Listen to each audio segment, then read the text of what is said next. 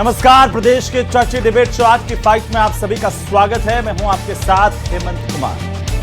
पश्चिम बंगाल में बीजेपी की बड़ी जीत ने राजस्थान की राजनीति को गरमा दिया है। पहले मुख्यमंत्री भजनलाल शर्मा का राजस्थान में फिर से बड़ी जीत का दावा और अब कांग्रेस पार्टी के प्रदेशाध्यक्ष गोविंद सिंह डोटासरा के राजस्थान को लेकर दिए गए बयान ने प्रदेश की राजनीति का पारा बढ़ा दिया है। कांग्रेस पार्टी के प्रदेशाध्यक्ष गोविंद सिंह डोटासरा ने यह कहा है कि राजस्थान में बीजेपी नेताओं को पूरा भरोसा है कि जिस तरह बंगाल में धांधली करके जीते हैं वैसा ही राजस्थान में कर लेंगे। और इसीलिए उन्होंने आरोप लगाया कि इसीलिए राजस्थान सरकार कोई काम नहीं कर रही है। गोविंद सिंह डोटासरा के इस बयान को लेकर बीजेपी प्रदेशाध्यक्ष मदन राठौड़ ने पलटवार किया और कांग्रेस नेताओं की दोहरी सोच इसे बताया।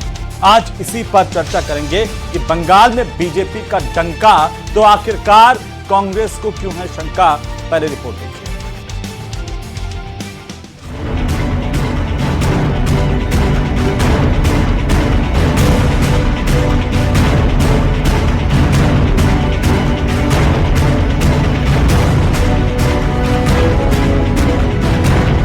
बंगाल में बीजेपी की शानदार जीत से कांग्रेस बेचैन हो गई।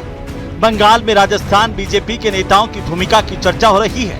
कांग्रेस प्रदेशाध्यक्ष गोविंद सिंह डोटासरा ने कहा, राजस्थान में बीजेपी नेताओं को पूरा भरोसा है कि जिस तरह बंगाल में धांधली कर जीते हैं वैसा ही राजस्थान में कर लेंगे। इसीलिए राजस्थान सरकार कोई काम नहीं कर रही है। उन्होंने कहा कि जिस तरह बंगाल में लोकतंत्र को लूटा गया उसी तरह हम राजस्थान में कर लेंगे। पश्चिम बंगाल के अंदर हुआ है उसके ऊपर हमें सबको चर्चा करने की आवश्यकता है कि किस प्रकार लोकतंत्र की हत्या की जा सकती है सरकार के संसाधनों और संस्थाओं के दुरुपयोग से। एसआईआर के माध्यम से आपने देखा होगा कि महासाजिश की गई, 1,36,00,000 लोगों को नोटिस दिए गए, 30 लाख के लगभग लोगों को वेटिंग लिस्ट में डाला गया, अपील का पूरा समय नहीं दिया गया। डोटासरा के बयान पर बीजेपी ने करारा पलटवार किया। बीजेपी प्रदेशाध्यक्ष मदन राठौड़ ने कहा, कांग्रेस के नेता दोहरी नीति को अपना रहे हैं। बंगाल में हार गए तो निर्वाचन आयोग पर सवाल उठा रहे हैं, वहीं केरल में जीत का जश्न मना रहे हैं। विपक्ष को जनादेश का सम्मान करना चाहिए। उन्होंने कहा कि निर्वाचन आयोग एक स्वतंत्र और संवैधानिक संस्था है जिसकी निष्पक्षता पर संदेह करना उचित नहीं है। उन्होंने सभी राजनीतिक दलों से अपील की कि वे लोकतांत्रिक परंपराओं का सम्मान करें, जनादेश को स्वीकार करें। डोटासरा जी को केरल ध्यान नहीं आया क्या? किस मुंह से बात करते हैं वो समझ में नहीं आया। यानी पहले अपने गिरेबान में झांक के तो देखो कि तुमने क्या किया, कैसे केरल में जीत गए। वोट चोरी की क्या तुमने? और हम कर सकते होते तो कर लेते ना, वहां क्यों आपका आज मुंह दिखाने लायक नहीं रहते आप? ऐसी बातें बोलना ठीक नहीं है। ये कभी भी कोई भी नेता को और झेप मिटाने का ये तरीका नहीं है। पश्चिम बंगाल विधानसभा चुनाव 2026 में भारतीय जनता पार्टी की ऐतिहासिक जीत के बाद राजस्थान की राजनीति में भारी उत्साह और घमासान देखा जा रहा है। डोटासरा के बयान से राजस्थान की सियासत में हलचल मच गई। बीजेपी ने डोटासरा को नसीहत भी दी है, लेकिन कांग्रेस कितनी नसीहत लेगी ये देखने वाली बात है। आज की फाइट में इसी मुद्दे पर करेंगे प्रदेश की सबसे बड़ी चर्चा। तो चलिए आज की चर्चा की शुरुआत करें। उससे पहले आज के महत्वपूर्ण सवालों पर एक नजर डालते हैं और सबसे पहला सवाल इसी बात को लेकर के कि आखिरकार बंगाल में बीजेपी का डंका तो कांग्रेस को क्यों है शंका, क्योंकि राजस्थान को लेकर के राजस्थान के परिप्रेक्ष्य में बात हो रही है और अब जो नतीजे बंगाल के आए, जो नतीजे 5 राज्यों के आए, उसके बाद राजस्थान की राजनीति गर्मा गई है। दूसरा नंबर सवाल कि जीते तो जनादेश, हारे तो धांधली। और ये सवाल बीजेपी भी पूछ रही है कि केरल में जीते तो उन्हें ऐसा क्यों लगता है कि वहां की जनता का जनादेश है और बाकी जगह पर हार गए तो वही आरोप क्यों लगाते हैं कि धांधली हो गई। हर बार यही तरीका क्यों कि जब चुनाव होता है उसी सिस्टम में भाग लेते हैं और चुनाव के नतीजे आते हैं तो आरोप प्रत्यारोप का दौर शुरू होता है। सवाल नंबर 3 कि एसआईआर बहाना, कमियां क्यों छुपाना, क्योंकि अंदर खाने कांग्रेस के भीतर भी कई तरह की चर्चाएं हो रही है कि आखिरकार क्या पार्टी को जितनी मेहनत करनी चाहिए वो कर रही थी, क्या धरातल पर जो गठबंधन बनाकर के विपक्ष बात करता है वो धरातल पर भी उसी तरह से सामने एकजुटता के साथ दिखाई देता है, या सब आपस में लड़ते झगड़ते हुए नजर आते हैं। तो इस हार के लिए कांग्रेस के लिहाज से कौन महत्वपूर्ण है और बीजेपी के लिहाज से हम ये देखें तो क्या इंपॉर्टेंट है, क्या महत्वपूर्ण है, दोनों पर बात करने वाले हैं। हमारे साथ खास मेहमान जुड़ रहे हैं, तो सबसे पहले आज के मेहमानों से मैं आपका परिचय करवाता हूं। हमारे साथ आज के इस प्राइम शो में जुड़ रहे मदन प्रजापत, भारतीय जनता पार्टी के प्रवक्ता, साथ ही कांग्रेस पार्टी के प्रवक्ता स्वर्णिम चतुर्वेदी हमारे साथ हैं, डॉक्टर मिथिलेश जैमिनी हमारे साथ हैं वरिष्ठ पत्रकार के तौर पर, वेद माथुर साहब हमारे साथ हैं राजनीतिक विश्लेषक के तौर पर। वेद माथुर जी से समझेंगे, लेकिन शुरुआत वो एक मिनट वाली टिक टिक से करते हुए सबके ओपनिंग कमेंट और उसके बाद चर्चा की शुरुआत करें। सबसे पहले मदन प्रजापत जी, गोविंद सिंह डोटासरा ये कह रहे हैं कि राजस्थान में बीजेपी के नेताओं को यह भरोसा है कि आप लोगों ने जो बंगाल में धांधली करके जीते हैं वैसा राजस्थान में कर लेंगे और इसलिए राजस्थान की सरकार कोई काम नहीं कर रही है। मदन जी 1 मिनट बोलिए। देखिए हेमंत जी, आज कांग्रेस के प्रदेश अध्यक्ष माफ कीजिएगा, देखिए हेमंत जी, आज कांग्रेस के प्रदेश अध्यक्ष गोविंद सिंह डोटासरा जी ने उनके नेता राहुल गांधी को झूठा साबित कर दिया है। और मैं इसलिए कह रहा हूं कि राहुल गांधी को झूठा इसलिए साबित कर दिया है क्योंकि चुनाव से पहले राहुल गांधी जी ने एक वीडियो जारी किया था और उसमें कहा था कि ममता बनर्जी चुनाव इसलिए हारेगी क्योंकि बंगाल में ममता बनर्जी ने तुष्टीकरण किया है। ममता बनर्जी चुनाव इसलिए हारेगी कि ममता बनर्जी ने बंगाल के अंदर भ्रष्टाचार किया है। तो ये सब राहुल गांधी जी ने जब चुनाव के परिणाम से पहले वीडियो जारी करके कहा था, तो गोविंद सिंह डोटासरा जी ने राहुल गांधी की द्वारा कही गई बातों को यह कह के झूठा साबित कर दिया अपने नेता को कि राहुल गांधी जी उस टाइम झूठ बोल रहे थे। अब दो विषय, या तो राहुल गांधी जी झूठ बोल रहे थे या गोविंद सिंह डोटासरा जी आज झूठ बोल रहे हैं कि चुनाव में धांधली हुई है। दोनों में से यह तय कर ले कि झूठा कौन है, गोविंद सिंह डोटासरा जी झूठे हैं या राहुल गांधी झूठे। तीसरी बात, कांग्रेस के प्रदेश अध्यक्ष गोविंद सिंह डोटासरा जी ठप्पेबाज नेता है और ठप्पेबाज नेता की बातों पे क्या भरोसा करें। ये जो हार का डर नजर आ रहा है ना भजनलाल जी की सरकार के जो कार्य हो रहे हैं उन कार्य को देखते हुए पूरी कांग्रेस के अंदर हार का डर है। और मैं ये कहता हूं कि ये डर अच्छा है क्योंकि ये भारतीय जनता पार्टी जनता के बीच में रहकर जनता का काम करती है, इसीलिए इनका ये हार का डर। मदन जी 1 मिनट हो गया, अच्छा 1 मिनट वाला नियम चलेगा अभी, 1 मिनट हो गया एक ओपनिंग कमेंट में। स्वर्णिम चतुर्वेदी जी, मदन राठौड़ कह रहे हैं कि आप लोग दोहरी सोच प्रदर्शित कर रहे हैं। केरल में जीतते हैं तो जनादेश और जहां हार जाते हैं वहां कहते हैं कि धांधली कर दी। देखिए हेमंत जी, बंगाल में तो हम जो है हमारा प्रदर्शन ऐसा नहीं रहा कि हम ये कह रहे थे कि जीतने के लिए, लेकिन बंगाल और असम में जो कुछ हुआ क्या वैसा कभी किसी और प्रदेश में कहीं हुआ है? सब जगह एसआईआर हुआ लेकिन आसाम में नहीं हुआ, जहां पे सबसे ज्यादा नागरिकता को लेकर के, बाहरी को लेकर के, घुसपैठिए को लेकर के और कहना चाहिए फर्जी वोटर्स को लेकर के सवाल उठाए गए, लेकिन वहां नहीं हुआ क्योंकि वहां पे सिर्फ डिलिमिटेशन करके उन्होंने अपना हित साध लिया। और यहां पे क्या हुआ वो सब लोगों ने देखा, अरे क्या बात कर रहे हैं, हमने तो ये कहा कि राजस्थान में जिस जगह पे लोगों को पानी नहीं मिल रहा, लोगों को बिजली नहीं मिल रही, लोगों को इलाज नहीं मिल रहा, स्कूल की छतें गिर रही हैं, शिक्षा नहीं मिल रही, शिक्षक नहीं मिल रहे, स्कूल कॉलेज बंद हो रहे हैं, सरकार कर रही है, तो वहां पे क्या सवाल नहीं उठाए? आप बात कर रहे हो डर की, अरे आप में अगर हिम्मत होती तो आज 1 साल से अधिक समय हो गया पंचायती राज संस्थाओं के और नगर निकायों के चुनाव कराने से क्यों डर रही है? यहां तो हम क्या बात कर रहे हैं कि वोट, लोगों के वोट का अधिकार सुरक्षित रहे, अरे आपने तो चुनाव बंद कर दिए, चुनाव नहीं करा रहे। यह है भारतीय जनता पार्टी जो ना संविधान में विश्वास रखती है, न संवैधानिक संस्थाओं में विश्वास रखती है, केवल दुरुपयोग में विश्वास रखती है। टाइम हो गया है। जैमिनी साहब, क्या मायने हैं गोविंद सिंह डोटासरा के इस बयान के, कि क्या मान के चले हम, क्या राजस्थान को लेकर के उनकी आशंका है, शंका है, डर है, या फिर वो आने वाले समय के लिए तैयारी कर रहे हैं अभी से? जी, पिछले कल जिस अंदाज में मुख्यमंत्री भजनलाल ने झालमुड़ी खाकर कहा कि अब राजस्थान की रवायत बदलने जा रही है और असम की तरह यहां भी हम सरकार रिपीट करेंगे, उसके बाद कहीं न कहीं गोविंद सिंह डोटासरा ने कटाक्ष किया। लेकिन गोविंद सिंह डोटासरा ये भूल गए कि भाजपा एक अनुशासित पार्टी, और आप कितने अनुशासित हैं कि 25 सितंबर को आप तनोट माता के चले गए। एक तरफ आप तेजल सुपर डुपर पर डांस करते हैं, तनोट माता के इतनी आपकी आस्था नहीं थी लेकिन अशोक गहलोत के कहने से चले गए। दूसरी तरफ जो सचिन पायलट केरल में जिता के भी आज जा रहा है कि वह मुख्यमंत्री कौन बनेगा, उसकी तारीफ करने में बड़ी वेदना हो रही है। हालांकि नाम लिया उनकी। तो ये जो प्रॉब्लम है कांग्रेस में, अंतर कलह, इंटर कॉन्फ्लिक्ट जो चल रहा है, उसको डैमेज को कैसे कंट्रोल करें। दूसरी इंपॉर्टेंट चीज है कि ममता के प्रति अब प्रेम क्यों आया, जब ममता को निपटा दिया। केजरीवाल के प्रति जब दिल्ली में हार गए तब उनके प्रति प्रेम आया। तो क्या कांग्रेस की स्ट्रेटेजी है कि धीरे धीरे रीजनल पार्टी को खत्म किया जाए और कांग्रेस को वापस खड़ा किया जाए? उसके लिए अगर बीजेपी की भी बुराई करनी पड़े तो कर लिया जाए, यथार्थ कुछ और है। वेद माथुर साहब, कैसे समझें, ये सिर्फ राजनीतिक आरोप प्रत्यारोप है, माहौल बनाने की कोशिश है, या वाकई इस बात का डर है, इस बात की आशंका है गोविंद सिंह डोटासरा को? देखिए, कांग्रेस के लिए सबसे बड़ा संकट ये है कि अब तक वो सत्ता में मुस्लिम और दूसरे अल्पसंख्यकों का तुष्टीकरण करके उनको डरा के आरएसएस के नाम पे या बीजेपी के नाम पे डरा कर वोट लेते रहे। लेकिन पश्चिमी बंगाल ने एक नया संकेत दिया है, खतरे की घंटी दी है कि यदि वो मुसलमानों को संगठित करेंगे, उनका तुष्टीकरण करेंगे, तो हिंदू भी कंसोलिडेट होंगे और वो खतरनाक होगा कांग्रेस के लिए। पहली महत्वपूर्ण बात।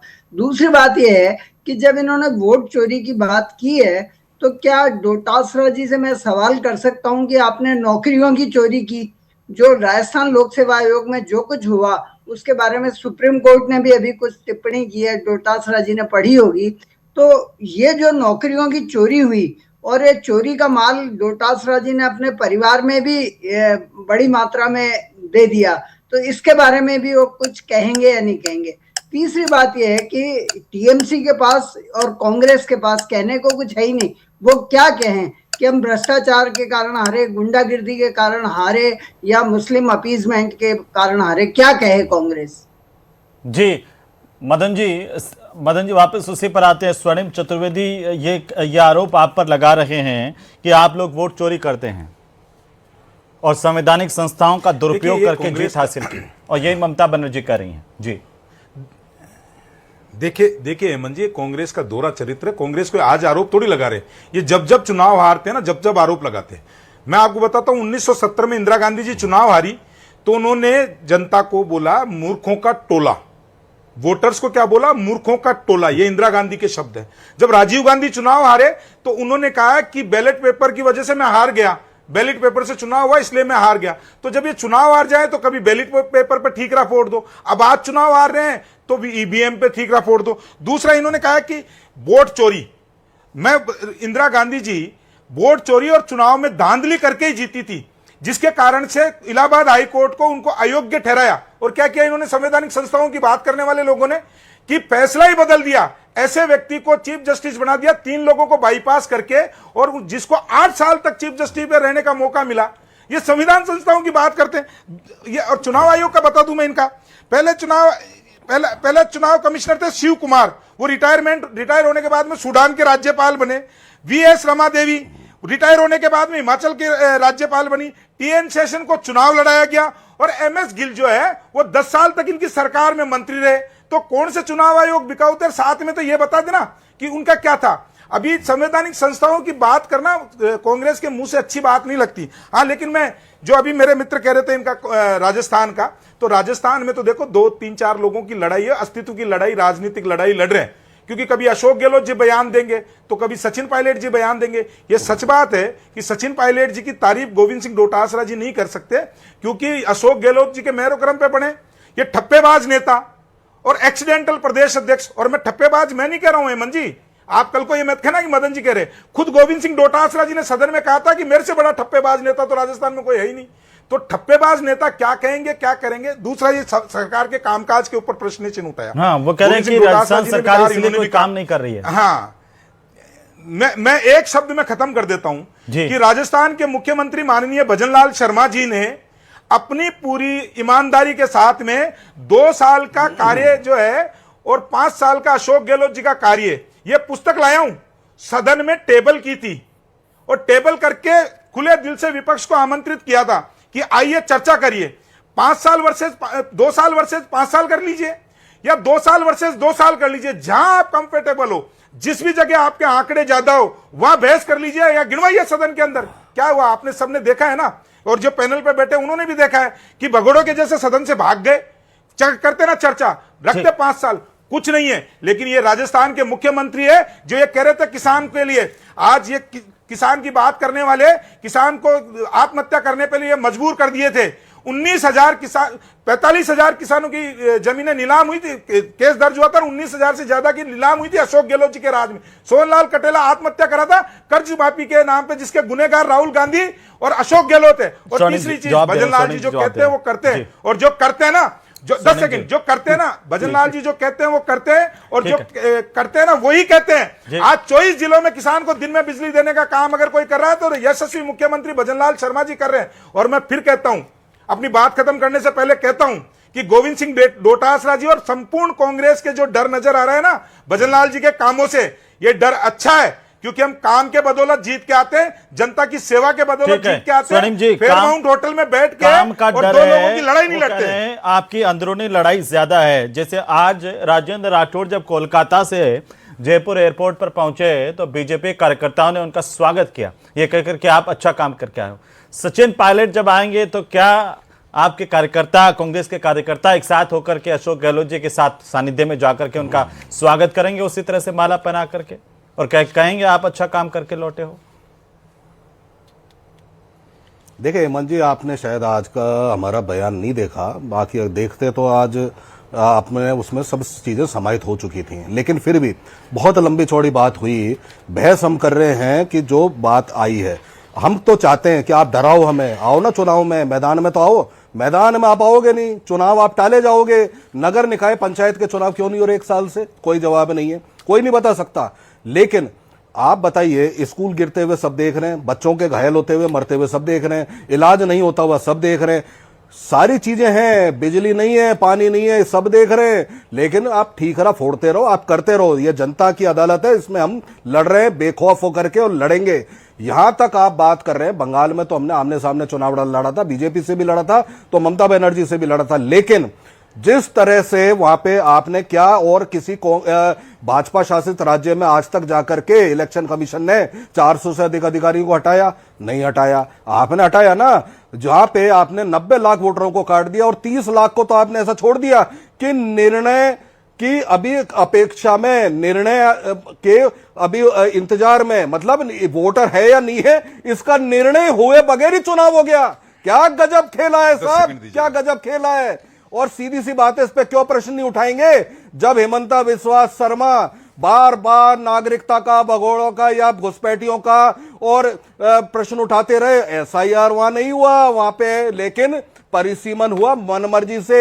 उसी परिसीमन के कारण, जो परिसीमन आपने मनमर्जी से किया, हमने पार्लियामेंट में परिसीमन बिल गिराया। और सुनिए, मदन जी को तो आपने बहुत समय दिया, थोड़ा सा और दे दीजिए। मैं ये जानना चाहता हूं भारतीय जनता पार्टी से, जनता के काम कब होंगे? और अगर हो रहे हैं और आप इतने सच्चे हो, ईमानदारी से काम कर रहे हो, तो फिर चुनाव में जाने से डर किस बात का?